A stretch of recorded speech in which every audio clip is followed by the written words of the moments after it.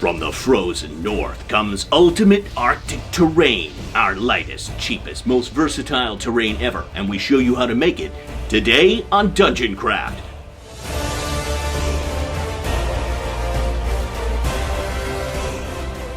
Welcome to DungeonCraft. I'm Professor DungeonMaster, and this channel is about playing the ultimate game of D&D and other role-playing games. And I'm Deathbringer. Level up your game by subscribing and click the bell icon to be informed when we upload new content. So if you've never seen the channel before, I'm best known for Ultimate Dungeon Terrain, this zone terrain system, aka Dungeon Pizza. And today I'm going to be showing you how to make Frozen Pizza Ultimate Arctic Terrain. The concept is simple. Instead of covering your table with terrain pieces, you place the UDT in the center of the playing surface on a turntable where all your players can reach their miniatures.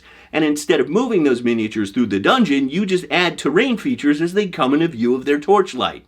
Ultimate Arctic Terrain is great for wilderness encounters or as a base for your Frostgrave games. It simplifies combat into 3 zones, melee, ranged, and out of range, and Hanker and Fernale of Runehammer is going to be using it for his Viking Death Squad game. So let's get to it, and I'll show you how to make Ultimate Arctic Terrain. Full disclosure, I always cite my sources. I borrow many of the techniques in this video from other YouTube channels, including Terrain Tutor and DM Scotty. The most notable was Maroc Wolf, not the biggest channel in the crafting world, but it is outstanding, and I wouldn't have been able to make the ice without him, so I included a link to his video below. Point of reference, if you look at these photos of real glaciers, you will see that ice is not just white. It is quite blue at its deepest parts, and sometimes it even has some purple in there.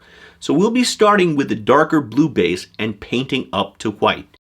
We start out by tracing a circle onto a piece of pink Foamular XPS insulation. I use my Lazy Susan as a guide. You can also use a symbol, which has the added benefit of a hole in the middle, so you can mark the center with a pen. To cut it, you can use an insulation saw, a utility knife, or a hot wire cutter. Mine is from Woodland Scenics, worth the money if you work with XPS as much as I do.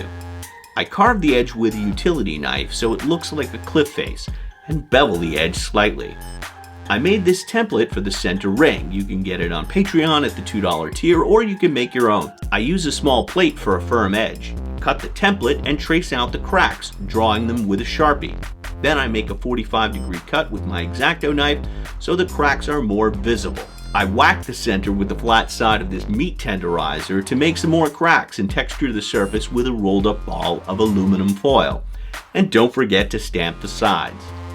You may have noticed that it's a little off center. So what happens if that happens? Well, you take a ruler, it goes all the way to 4 inches here, but on this side, it only goes to 3.5. So that's okay. You just measure out where that 4-inch mark is, and we're just going to remove it.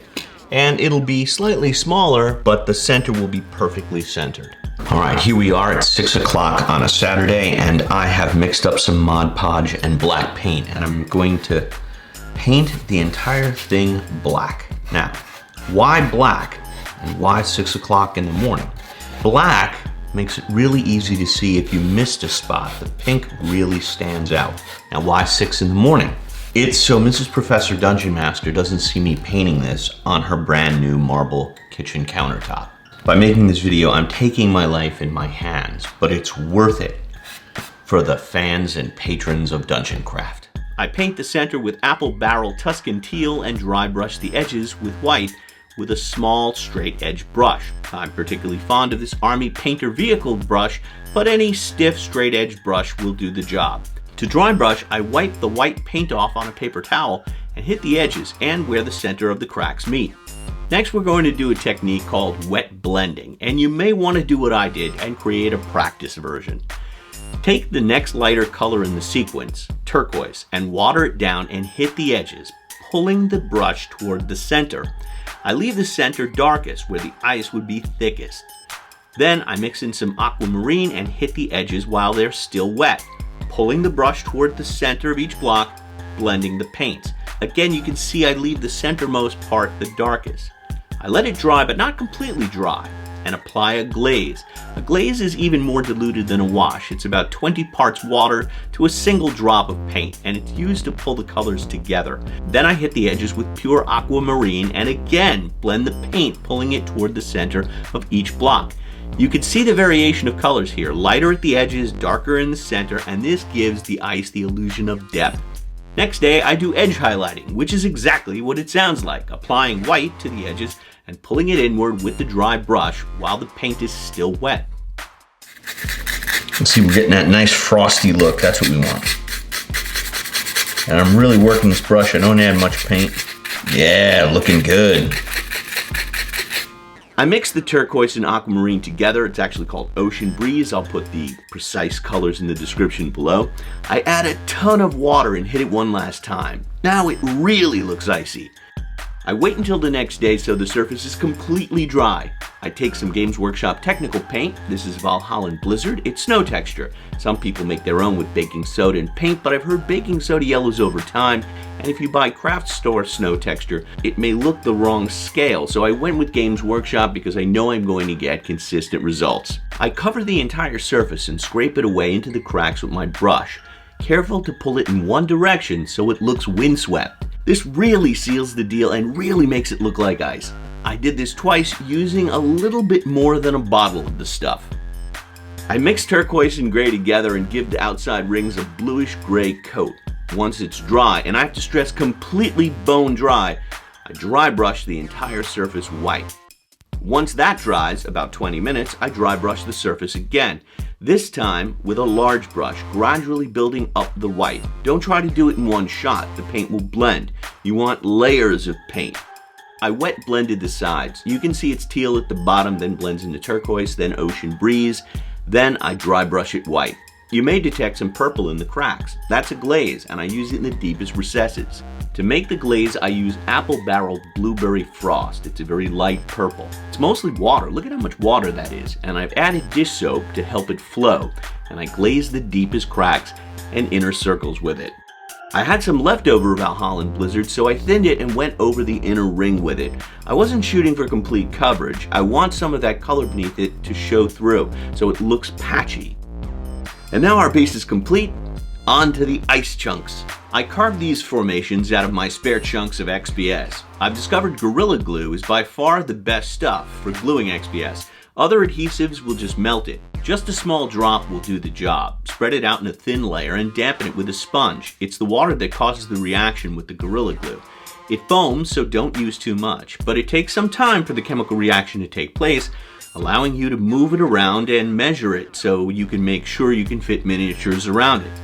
You can also glue the XPS first and let it dry overnight, then shape it with a styrofoam cutting tool, which is a lot of fun. Thanks to my patrons for giving me the funds to purchase this one.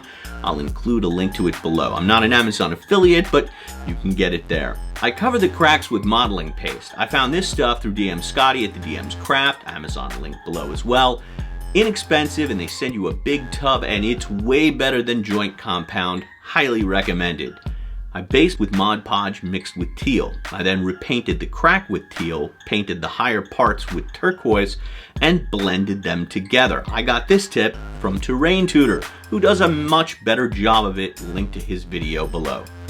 After it dried, I dry brushed it with Ocean Breeze. If I had to do it again, I would have wet blended it. If you really want that smooth transition that looks like ice, that's what you want to do, but I was lazy. The next day, I gave it a hard dry brushing with white. It's critical you allow drying time. If you don't, you're going to get light blue instead of white. Again, I dry brushed it a couple of times with different sized brushes, building up that white. Blue paint, blue paint. Gosh, how do you think it got there? Really? I could have stopped there, but I had some extra snow. This is the stuff that you get in the diorama aisles of Michael's or Hobby Lobby, and since I already had it, I painted the top with PVA glue and sprinkled the snow on top. I did this in a large plastic container to catch any of the excess snow. You can shake off that excess and use it again on your next piece. The last step is spray adhesive. You get this in the modeling aisle next to the snow, and it's super thin and meant for gluing snow and grass in place. I found it works terrific, and I give the pieces a nice soaking and let it dry. Now your snow won't flake off, and your ultimate Arctic terrain is complete.